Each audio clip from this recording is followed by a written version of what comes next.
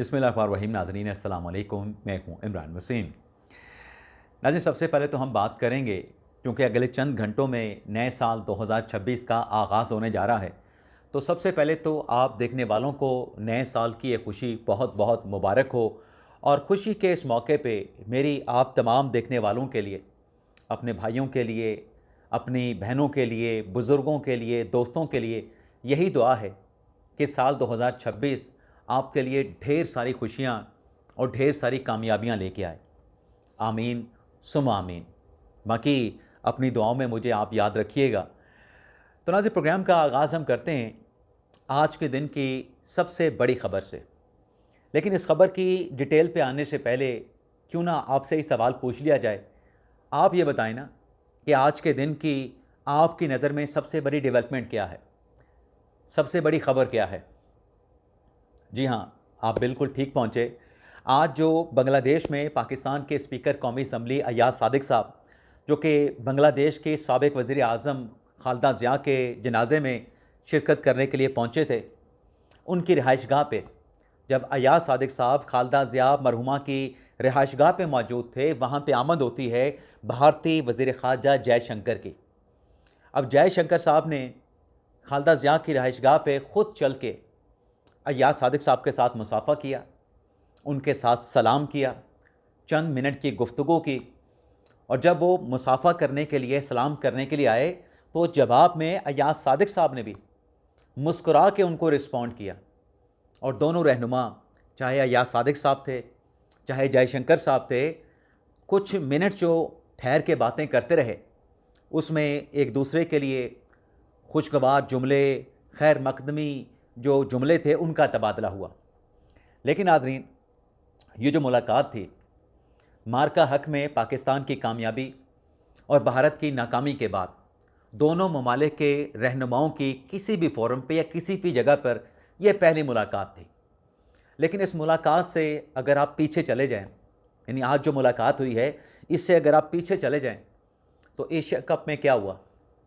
Asia cup के round match में Indian cricket team ने पाकिस्तान के खिलाड़ियों के साथ हाथ नहीं मिलाया, नाजेबा गुफ्तगू की, पाकिस्तानी खिलाड़ियों की ट्रोलिंग की गई। और फिर फाइनल मैच में भी इंडियन खिलाड़ियों ने ना सिर्फ मुसाफा नहीं किया पाकिस्तानी खिलाड़ियों के साथ, बल्कि फ़ाइनल मैच में वज़ीर दाखिला मोहसिन नकवी साहब, जो कि चेयरमैन पीसीबी भी हैं और एशियन क्रिकेट काउंसिल के चेयरमैन भी हैं, उनसे ट्रॉफ़ी लेने से इनकार कर दिया। उसके बाद फिर अंडर 19 का जो एशिया कप का इवेंट आया, उसमें भी इंडियन क्रिकेटर्स ने, छोटे खिलाड़ियों ने, छोटे भारतीय सूरमाओं ने पाकिस्तान के यंगस्टर के साथ, पाकिस्तान के यंग शाइनों के साथ, उन्होंने भी सलाम करने से इनकार कर दिया, मुसाफा करने से इनकार कर दिया। तो आज देखें कि मोदी सरकार को जो आलमी सतह पर जिस सफारती तन्हाई का सामना है, आलमी सतह पे बिल्कुल तन्हा हो चुका है मोदी सरकार, भारतीय सरकार। तो आज वही भारत था जो हैंडशेक करने के लिए, सलाम करने के लिए, मुसाफा करने के लिए तैयार नहीं था। आज उसी भारत का वज़ीर ख़ारजा जयशंकर उठ के गया, चल के गया और अय्याज सादिक साहब के साथ मुसाफा किया। लेकिन एक अच्छी डेवलपमेंट है, अब दो रहनुमाओं की अगर मुलाकात हुई है, तो ये सिलसिला आगे बढ़ना चाहिए, ये सिलसिला आगे चलना चाहिए। और ये जयशंकर का चल के आना भी, ये पाकिस्तान की कामयाबी तो है, लेकिन इसे इंडिया के तनाज़ुर में भी नेगेटिविटी से नहीं देखना चाहिए। अगर बर्फ़ पिघली है तो इसे पॉजिटिव नज़रों से देखना चाहिए। अब नाज़रीन, आते हैं हमारे ब्लॉग की जो दीगर अहम खबरें हैं। दूसरी खबर नाज़रीन जो आपके साथ हमने शेयर करना है, वो भी इत्तफाक से अय्याज सादिक साहब से जुड़ी है। तहरीक इंसाफ की दौड़ें लगी हुई थी, तहरीक इंसाफ शिकवा कर रही थी, तहरीक इंसाफ शिकायत कर रही थी कि वो जो इमरान खान साहब ने अचकज़ई साहब को अपोजिशन लीडर तैनात कर दिया है, लेकिन स्पीकर अय्याज सादिक साहब जो हैं, अचकज़ई साहब का नोटिफिकेशन जारी नहीं कर रहे।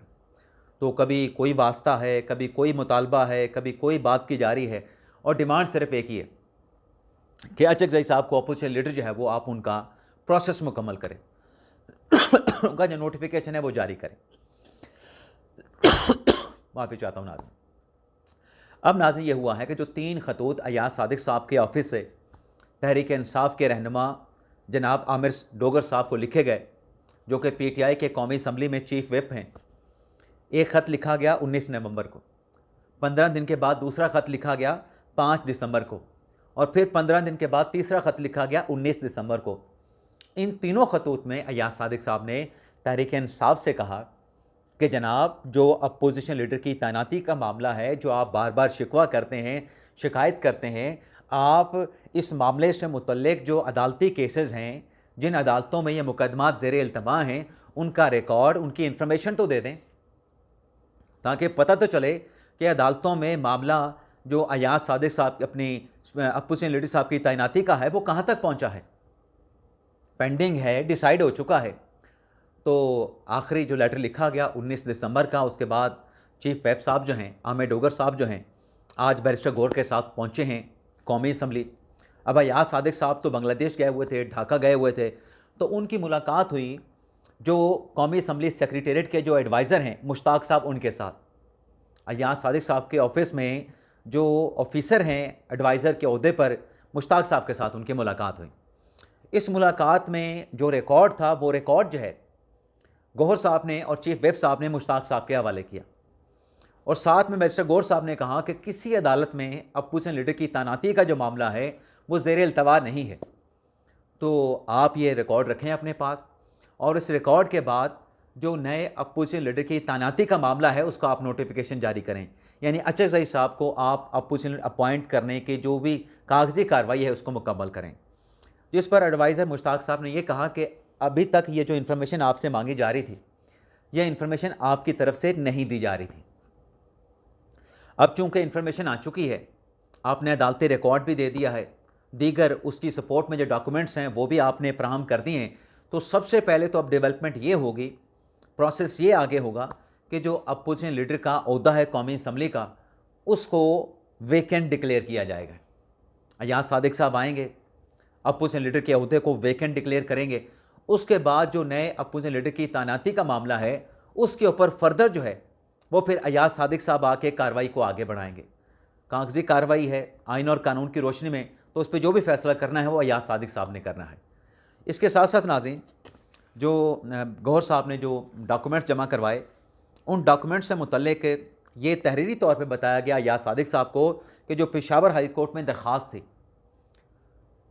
उमर अयूब साहब से मुतल्लिक, साबका अपोजिशन लीडर से मुतल्लिक, वो दरख्वास्तें हमने पेशावर हाई कोर्ट से रिट पिटिशन हमने वापस लेनी है। अब नाज़रीन, जब ये दरख्वास्तें तहरीक इंसाफ के रहनुमा उमर अयूब साहब की 9 मई के केस में डिस्क्वालिफिकेशन के बाद पेशावर हाई कोर्ट में दायर कर रहे थे, मैं उस वक्त भी कह रहा था कि ये जो प्रोसेस रोक रहे हैं, एक तरफ अचकज़ई साहब की नॉमिनेशन इमरान खान साहब ने कर दी है, दूसरी तरफ पेशावर हाई कोर्ट में रिटें दायर करके वहाँ से जो हुक्म इम्तना मांगा जा रहा है, ये अपने पाँव पे खुद कुल्हाड़ी मार रहे हैं। जब पेशावर हाई कोर्ट जाके हुक्म इम्तना लेंगे तो फिर अय्याज सादिक साहब कैसे अपोजिशन लीडर की तैनाती के मामले को आगे बढ़ा सकते हैं या उस पर कोई फाइनल फैसला कर सकते हैं। तो आज खैर अच्छी डेवलपमेंट हुई है, डॉक्यूमेंट जाकर उन्होंने जमा करवा दिए हैं।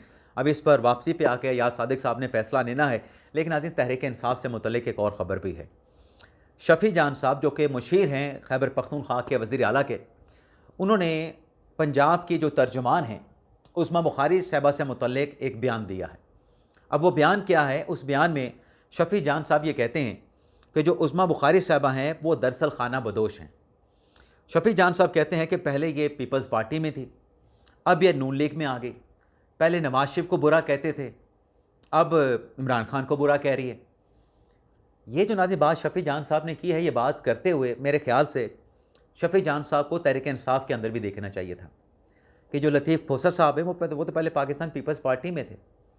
आप पीपल्स पार्टी से मुतल्लिक तहरीक इंसाफ क्या कहती है, फिर चलें उन्हें छोड़ दें लतीफ़ खोसर साहब को। उमर अयूब साहब पहले काफ लीग में थे, मुशर्रफ की तारीफ़ें, काफ लीग से निकले नून लीग में आए, नवाज शरीफ ख़ानदान की तारीफ़ें, आज वो तहरीक इंसाफ में है तो इमरान खान की तारीफ़ें। तो आपकी पार्टी में तो ऐसे खाना बदोश भरे पड़े हैं, बल्कि आपकी पार्टी खाना बदोशों से भरी पड़ी थी। 9 मई के बाद कुछ चले गए, कुछ लोग आपके भी पार्टी में बाकी हैं। और फिर जो शफ़ी जान साहब ने एक और बात कही ना कि जो उस्मा बुखारी साहबा हैं इनको जंगली बड़े पसंद हैं। अगर जंगली इनको इतने पसंद थे तो हमें पहले बता देते, हम जो है वो अपने साथ जब डेलीगेशन लेके गए थे लाहौर में, अपने साथ कुछ जंगली भी ले जाते। क्या कहते हैं कहते हैं जो उस्मा बुखारी साहबा सियासी खाना बदोश हैं, वो पख्तूनों के बारे में जंगली जैसे अलकाबात इस्तेमाल करती हैं। हमें नहीं मालूम था कि उन्हें जंगली बहुत पसंद हैं। वो हमें पहले बताती तो हम उनके लिए 3-4 जंगली लोगों का बंदोबस्त कर लेते, उनकी ख्वाहिश भी पूरी हो जाती। शफ़ीउल्लाह जान। अब इस पे नाज़रीन रिएक्शन आया है मुसम्मिक नवाज़ की तरफ से। मुसम्मिक नवाज़ की तरफ से रिएक्शन जो दिया गया है वो दिया गया है, एक मिनट नाज़रीन। तो इस पे नाज़रीन अता तारड़ साहब ने स्टेटमेंट जारी किया है, जिसमें शफ़ी जान साहब के इस स्टेटमेंट की जो है वो ना सिर्फ मज़म्मत की गई है, बल्कि ये कहा गया कि इंतहाई घटिया गुफ्तगू, इस किस्म की इंतहाई घटिया गुफ्तगू पहले भी की गई थी, अब भी की जा रही है, जो कि किसी सूरत काबिल कबूल नहीं। अता तारड़ साहब ने कहा कि अहम ओहदे पे बैठे शख्स को इस किस्म की ज़ुबान ज़ेब नहीं देती। उन लोगों से कहूँगा ज़बान को लगाम दें, बहन बेटियों की इज़्ज़त करना सीखें, वरना हमें इज़्ज़त कराना भी आती है। जबकि मरियम औरंगज़ेब ने भी इस पर स्टेटमेंट दिया, जिसमें उन्होंने ये कहा कि PTI का ये जहरीला कल्चर है जिसे बानी ने वाज़े किया और मामूल बनाया। ये जहरीला कल्चर ख़वातीन को गैर इंसानी बनाता है। ये कल्चर बदसलूकी को सियासी तर्ज़ अमल के तौर पर देखता है। ये इस सरजमीन के PK में हो रहा है जो ख़वातीन के एहतराम के लिए मशहूर है। तो ये नाज़रीन शफ़ी जान साहब को जो है वो आड़े हाथों लिया गया, फिर नून लीग के रहनुमाओं की तरफ से, और उनका जो बयान था उसकी मज़म्मत भी की गई। अब नाज़रीन आ जाते हैं, वैसे आपको बताते जाएं कि जब मीना खान ने मरियम नवाज़ से मुतल्लिक पंजाब असम्बली में स्टेटमेंट दिया था ना, तो उस वक्त सोहेल अफरीदी साहब से साफ़ियों से जब मुलाकात हुई थी तो उन्होंने कहा था कि इस स्टेटमेंट का जो कि मरियम नवाज़ से मुतल्लिक मीना खान ने दिया है, इसका दिफ़ा नहीं किया जा सकता। क्या इसका दिफ़ा हो सकता है शफ़ी जान साहब के स्टेटमेंट का? और ये नाज़रीन आपको याद कराता चलूँ कि ये वही शफ़ी जान साहब हैं जिन्होंने लाहौर जाते हुए शफ़ी जान साहब ने सोहेल अफरीदी के साथ जब इनको चक्री इंटरचेंज पे रोका गया था, तो इन्होंने वहाँ पे पुलिस के सामने क्या कहा था? पुलिस के अफसरान के सामने, एहलकारों के सामने शफ़ी जान साहब ने कहा था कि हमने यहाँ पे मौसन नकवी करना है, हमें मौसन नकवी करने दें। ये रफ़ा हाजत के लिए वहाँ पे खड़े थे। अब पुलिस ने क्यों रोका था, क्यों नहीं रोका था, मुझे उसका नहीं पता, लेकिन क्या एक ज़िम्मेदार ओहदे पे बैठे, आइनी ओहदे पे बैठे शख्स को इस किस्म के अल्फाज, इस किस्म की ज़ो मनी गुफ्तगू ज़ेब देती है? वो अपनी तरबियत का इजहार कर रहा होता है। माज़रत के साथ किसी को मेरी बात लगती है, लेकिन ये मेरी राय है, आप इसके साथ इख्तलाफ कर सकते हैं। लेकिन सुप्रीम कोर्ट के जजेस भी बोल पड़े हैं।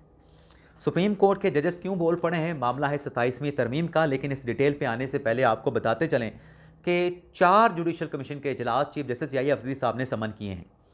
सिंध हाई कोर्ट में 12 एडिशनल जजेस अपॉइंट होने हैं। ये इजलास जो है 13 जनवरी को बुलाया गया है। पेशावर हाई कोर्ट में 10 जजेस, एडिशनल जजेस को मुस्तकिल करना है। ये इजलास 14 जनवरी को होगा। लाहौर हाई कोर्ट में 13 एडिशनल जजेस को मुस्तकिल करने के लिए मामले पर गौर होगा। ये इजलास जुडिशल कमीशन का 15 जनवरी को बुलाया गया है। और इस्लामाबाद हाई कोर्ट के 2 जजेस, अब उसमें इनाम अमीन मिन्हाज साहब हैं, जस्टिस आज़म खान साहब हैं, उनकी मुस्तकली का जो मामला है वो 12 जनवरी को जुडिशल कमीशन में ज़ेर गौर आएगा। अब आ जाते हैं नाज़रीन 27वीं आईनी तरमीम का मामला क्या है। नाज़रीन एक मुलज़म थे नैब के, आमिर महमूद उनका नाम था, और ज़मानत के लिए सुप्रीम कोर्ट आए हुए थे। उनकी दरख्वास्त लगी थी मंदू खेल साहब के बेंच में। मंदू खेल साहब के बेंच में जस्टिस मुसर्रत हिलाली साहबा शामिल थी, यानी 2 रुकनी बेंच था। अब इस केस में हुआ क्या, ज़मानत तो अदालत ने नहीं दी। मामला था एक सिग्नेचर का, उसके डिस्प्यूट का। $6.5 बिलियन के फ्रॉड का ये केस है। 1400 लोगों को हाउसिंग सोसाइटी के नाम पे लूटा गया है। अब जो एक्यूज़ हैं आमिर महमूद साहब, उनकी तरफ से कहा गया कि ये डॉक्यूमेंट्स है, जो एग्रीमेंट दिखाए जा रहे हैं, इस पे सिग्नेचर मेरे नहीं हैं। नैब ये कह रहा था कि तफ्तीश में जनाब आमिर महमूद साहब ने एतराफ़ किया इस एग्रीमेंट का, अपने सिग्नेचर का भी। अब ये उस सिग्नेचर से जो है मुनरफ़ हो रहे हैं, जिस पर अदालत ने कहा कि 15 दिन का नैब के पास वक्त है। नैब इन 15 रोज़ में जो सिग्नेचर हैं आमिर महमूद साहब के, इसका वो फ्रेंसिक करवा ले। अब जब अदालत ने फ्रेंसिक करवाने का हुक्म दिया, नैब को इजाज़त दे दी, मुलज़म को ज़मानत भी नहीं दे रही, तो नैब के वकील की तरफ से कहा गया कि ये जो फ्रेंसिक करवाना है मुलज़म आमिर महमूद का, इसके लिए हमें ट्रायल कोर्ट से यानी एहतसाब अदालत से इजाज़त लेना पड़ेगी। जिस पर जस्टिस जमाल खान मंदू खेल साहब ने कहा कि क्या आप अब हमें अदालत भी नहीं समझते? क्या आप हमें अदालत भी नहीं समझते? हम हुक्म दे रहे हैं भाई, आप कहते हैं कि ट्रायल कोर्ट से हम इजाज़त लेंगे। जिस पर नैब के वकील ने कहा कि सर आप तो सुपीरियर कोर्ट हैं, ये तो आला अदालत है। जिस पर जस्टिस जमाल खान मंदू खेल साहब ने कहा कि अब ये आला अदालत नहीं है। ये बात 27वीं आईनी तरमीम के तनाज़े में हो रही थी, क्योंकि हम कोर्ट रिपोर्टर हैं तो हमें पता चला, हमें उसी वक्त अंदाज़ा हो गया कि ये बात किस तनाज़र में हो रही है। और फिर जस्टिस मुसर्रत अली साहब ने भी कहा कि नैब आजकल जो है इज़ ए साइलेंट गाय, बिल्कुल खामोश है या खामोश तमाशाई बना हुआ है, नैब के केसेस नहीं लग रहे। जिस पर नैब के वकील ने कहा कि हो सकता है कुछ अरसे के बाद नैब जो है वो खामोश ना रहे। तो ये था नाज़रीन हमारा आज का व्लॉग। आपसे इजाज़त चाहते हैं। अल्लाह ताला हम सब का हामी नासिर हो। अपनी दुआ में याद रखिएगा। अल्लाह हाफ़िज़।